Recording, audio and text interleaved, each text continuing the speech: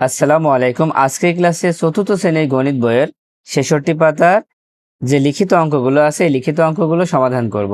তো প্রথমে ৬ নম্বরটা খেয়াল করো। ৬ নম্বরে আছে ভাজক ২৩, ভাগফল ১৬০ এবং ভাগশেষ ১২ হলে ভাজ্য কত। দেখো, ৬ নম্বর অঙ্কটা করতে হলে তোমাকে ভাজ্যর একটা সূত্র আছে, সেই সূত্রটা জানতে হবে। ভাজ্য সমান কি তোমাদের জানা আছে? দেখো, ভাজ্য সমান ভাজক গুণ ভাগফল যোগ ভাগশেষ। কি বললাম? ভাজ্য সমান ভাজক গুণ ভাগফল যোগ ভাগশেষ। তো ৬ নম্বরটা করতে হলে প্রথমে তোমাদের খাতায় ভাজক সমান ২৩, ভাগফল সমান ১৬০, ভাগশেষ সমান ১২ লিখে নিতে হবে। তোমরা লিখে ফেলো।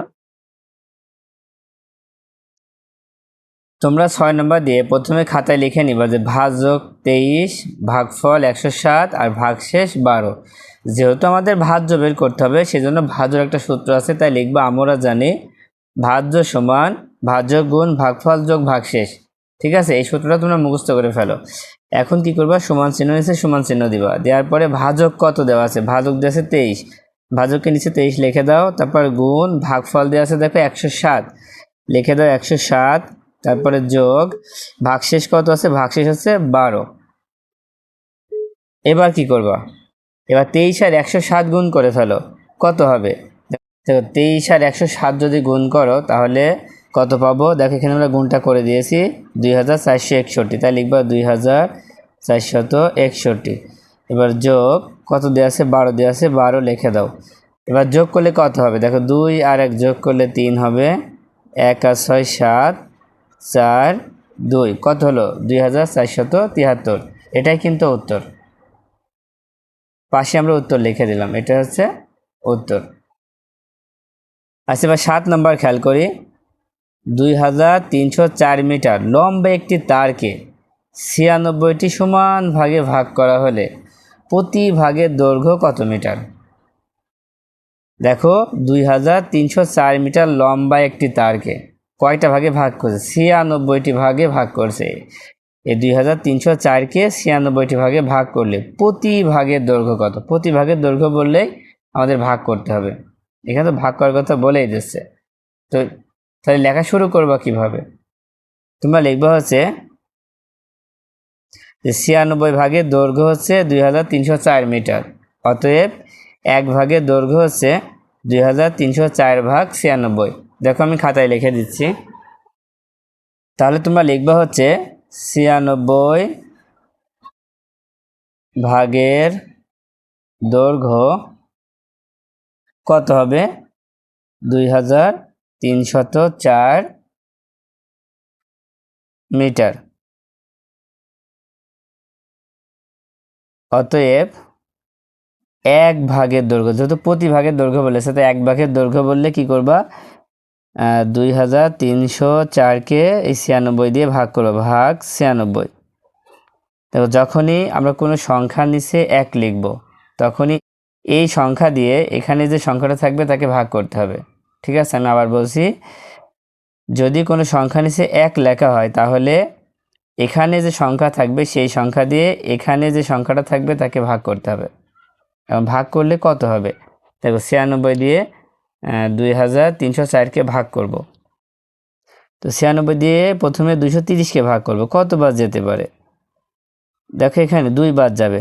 ২ বার দিলে কত হয়? ৬ দুখানি ১২, ২ হাতে থাকবে ১, ৯ দুখানি ১৮ আর ১ হচ্ছে ১৯। এবার বিয়োগ করলে কত হচ্ছে? দেখো, শূন্যকে কত ধরি? ১০ ধরি। ১০ থেকে ২ বিয়োগ করলে ৮ হবে, হাতে ১ থাকবে, সে ১ ৯ সাথে যোগ করলে ১০। আর ৩কে ১৩ ধরো, ১৩ থেকে ১০ বিয়োগ করলে ৩ হবে, হাতে ১ থাকবে, সে ১ একের সাথে যোগ করলে ২, ২ ২ মিলে যাচ্ছে। এবার এই ৪টা নামায় দাও। এবার ৯৬ দিয়ে ৩৮৪কে ভাগ করলে কতবার যাবে? দেখো, ৯৬ ঘরের নাম তো তোমরা পারি না, তাহলে একটা উপায় আছে। এই ৯ দিয়ে আমরা ৩৮কে ভাগ করি। ৯ দিয়ে ৩৮কে ভাগ করলে কত বাজে? দেখো, ৯কে ৯, ৯ দুখানি ১৮, ৩ নাম ২৭, ৪ নাম ৩৬, ৫ নাম ৪৫। ৫ নিলে বেশি হচ্ছে, কিন্তু ৪ নিলে ৪ নাম ৩৬ হতেও পারে। তো ৯৬ আর ৩৬ গুণ করে দেখি আগে হয় কিনা। দেখো, ৯৬ গুণ দেখো 96 সাথে 4 গুণ করে দেখে হয় কিনা, তাহলে 96 আর 4 গুণ করলে কত হয়, 4 ছক 24 4, হাতে থাকবে 2, আর 4 নাম 36 আর 2 হচ্ছে 38, কত হচ্ছে 384, মিলে যাচ্ছে, তার মানে এখানে 4 নিতে হবে, 4 নিলে হবে 384। তাহলে এক ভাগের দৈর্ঘ্য হচ্ছে কত, 24 মিটার। তাহলে উত্তর কত লিখবো, উত্তর লিখবো 24 মিটার। এবার 8 নম্বরটা খেয়াল করো, 8 নম্বরে আছে 500টি পেন্সিল থেকে প্রতি বক্সে 12টি করে পেন্সিল রাখলে কতটি বক্সের প্রয়োজন পড়বে এবং কতটি পেন্সিল অবশিষ্ট থাকবে। ভালো করে খেয়াল করো, পেন্সিল আছে কয়টি, 500টি। কয়টি পেন্সিল, 500টি পেন্সিল। এই 500টি পেন্সিল থেকে প্রতি বক্সে 12টি করে পেন্সিল রাখলে, মানে মনে করো প্রত্যেকটা বক্সে 12টি করে পেন্সিল রাখবো, তাহলে 12টি করে পেন্সিল রাখলে আমার কতটি বক্সের প্রয়োজন পড়বে, এই 500টি পেন্সিল রাখতে কতটি বক্সের প্রয়োজন পড়বে এবং কতটি পেন্সিল অবশিষ্ট থাকবে। দেখো, যদি তোমরা লিখিতভাবে করতে না পারো, যে কিভাবে লিখবা সেটা যদি বুঝতে না পারো, তাহলে গাণিতিক বাক্যে করে দিবা, তাও কিন্তু অঙ্ক হয়ে যাবে। এই অঙ্কটা আমরা গাণিতিক বাক্যের সাহায্যে করবো। তোমরা লিখবা গাণিতিক বাক্য দিয়ে এই 500কে 12 দিয়ে ভাগ করবা, কারণ এই 500টি পেন্সিলে আমরা 12টি করে বক্সের মধ্যে রাখবো, এই জন্য 12 দিয়ে যদি 500কে ভাগ করি তাহলে কতটি বক্সের প্রয়োজন পড়বে তা জানা যাবে। তো গাণিতিক বাক্য দিয়ে লিখে ফেলো। 8 নম্বর দিয়ে লিখবা হচ্ছে গাণিতিক বাক্য। গাণিতিক বাক্য কত, 500কে ভাগ করব কত দিয়ে, 500 ভাগ 12, ভাগ করলে কিন্তু হয়ে যাবে। এখানে আমরা লিখে দেবো ভাগ করে, তো নিচে আমরা ভাগ করে দেখাচ্ছি। দেখো 12 দিয়ে 500কে ভাগ করব, প্রথমে 12 দিয়ে ভাগ করো 50কে, তো 4 বার ধরো, 4 12 48, কতবার, 4 12 48 যাবে, বিয়োগ করলে 2 হবে, এই 20 নামায় দাও। 12 দিয়ে 20কে ভাগ করলে একবার যাবে, 12কে 12, বিয়োগ করলে 8 হবে। তাহলে দেখো এখানে যে 41 পেয়েছি, মানে ভাগফল পেয়েছি, এটা হচ্ছে বক্সের সংখ্যা। তাহলে লিখবো হচ্ছে 41টি। কয়টি লিখবো, 41টি। তো অবশিষ্ট কত, অবশিষ্ট হচ্ছে 8। এবার উত্তর লিখবা কিভাবে, উত্তর লিখবা এভাবে যে অতএব 41টি বক্সের প্রয়োজন, 41টি বক্সের প্রয়োজন এবং 8টি পেন্সিল অবশিষ্ট থাকবে। কি থাকবে, অবশিষ্ট থাকবে।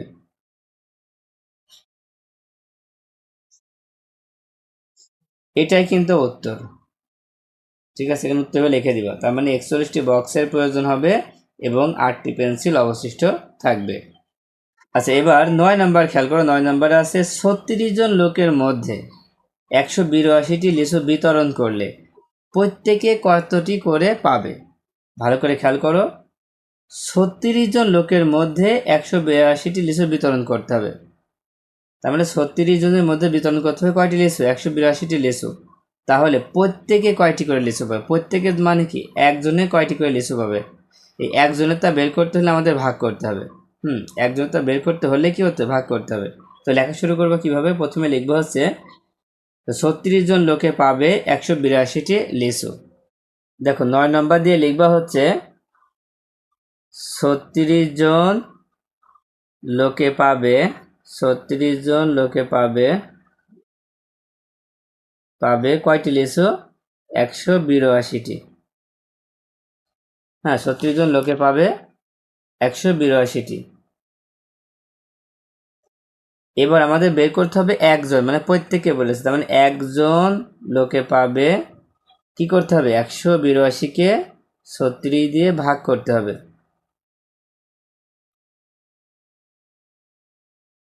কারণ আমরা আগে বলেছি যে কোনো সংখ্যা নিচে যখন আমরা 1 লিখব তখন এই সংখ্যাটা এখানে যে সংখ্যা থাকবে তাকে ভাগ করতে হবে। এই সংখ্যাটা দিয়ে এখানে যে সংখ্যা থাকবে তাকে কি করতে হবে, ভাগ করতে হবে। যেমন 36 দিয়ে 182কে ভাগ করে ফেলো, কত হয়, দেখো 36 দিয়ে 182কে ভাগ করব। দেখো 36 দিয়ে 182কে ভাগ করলে 5 বার যেতে পারে। দেখি 5 দেয় কিনা। 5 7 30 শূন্য, হাতে থাকবে 3, আর 3 5 15, আর 3 যোগ করলে কত হবে? 18 হবে। তার মানে কত হচ্ছে? 180, আর বিয়োগ করলে 2 হবে। 5টি লিখবো হচ্ছে 5টি, আর অবশিষ্ট কয়টি? অবশিষ্ট 2টি। তাহলে একজন লোকে পাবে 5টি, আর অবশিষ্ট থাকবে হচ্ছে 2টি। তাহলে উত্তরটা কিভাবে লিখবা? তোমরা উত্তরটা লিখে দেবে এভাবে, অতএব প্রত্যেকে প্রত্যেকে 5টি করে লিচু পাবে। প্রত্যেকে 5টি করে লিচু পাবে, এবং 2টি লিচু অবশিষ্ট থাকবে। 2টি লিচু অবশিষ্ট থাকবে, অবশিষ্ট থাকবে। আচ্ছা, এবার 10 নম্বর খেয়াল করো। 10 নম্বরে হচ্ছে 15টি খাতার দাম 975 টাকা। 30টি খাতার দাম কত? দেখো বলা হচ্ছে 15টি খাতার দাম 975 টাকা হলে 30টি খাতার দাম কত? এই ধরনের অঙ্কগুলো কিন্তু ঐকিক নিয়মের অঙ্ক বলা হয়। এই ধরনের অঙ্ককে কি বলা হয়? ঐকিক নিয়মের অঙ্ক বলা হয়। তো এই অঙ্ক করার জন্য প্রথমে আমাদের একটির দাম বের করে নেব, তারপর 30টি খাতার দাম কিন্তু বের করতে পারবো। তো লিখবো কিভাবে? লিখবো হচ্ছে 15টি খাতার দাম 975 টাকা। প্রথমে লিখবো 15টি খাতার দাম 975 টাকা। তো 10 নম্বর দিয়ে লেখো যে 15টি খাতার দাম, 15টি খাতার দাম 975 টাকা। অতএব 15 নিচে আমরা 1 লিখবো। 15 নিচে কত লিখবো? 1 লিখবো। একটি খাতার দাম 975কে 15 দিয়ে ভাগ করতে হবে।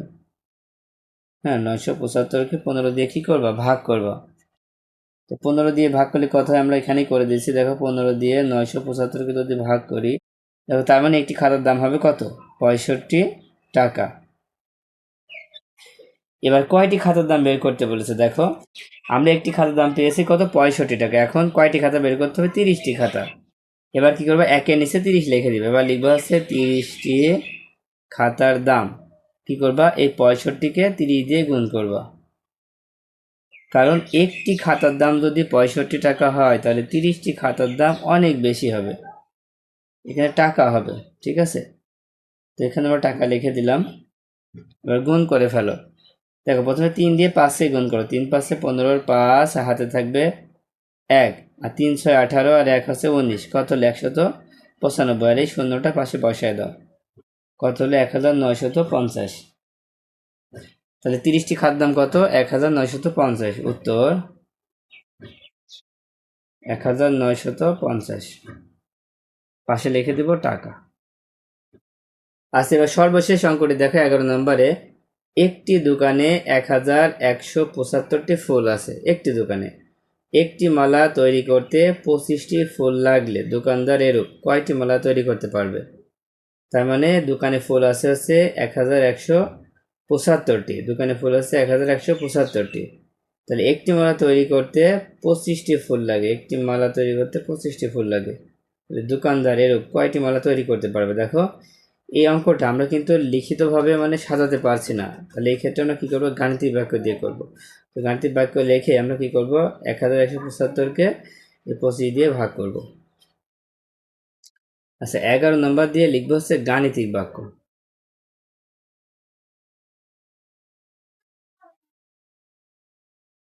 গাণিতিক বাক্য দিয়ে প্রথমে ফুল ছিল কত? 1175টি। তারপর ভাগ, এবার লিখবো হচ্ছে 25, কারণ 25টি মালা তৈরি করবে, এই জন্য লিখবো হচ্ছে 25। ভাগ করলে কত হবে? দেখো 25 দিয়ে 1175কে ভাগ করব। প্রথমে 25 দিয়ে 117কে ভাগ করবো, তখন 4 বাদ যাবে। 4 25 100, বিয়োগ করলে 17 হবে। আর এই 5 নামায় দাও। এবার দেখো 7 5 7, এবার আমরা 7 বার নিব। দেখো 5 7 35, 5 হাতে থাকবে 3, 7 2 14, আর 3 হচ্ছে 17। কত হচ্ছে? 47 হচ্ছে। তার মানে উত্তর হবে 47।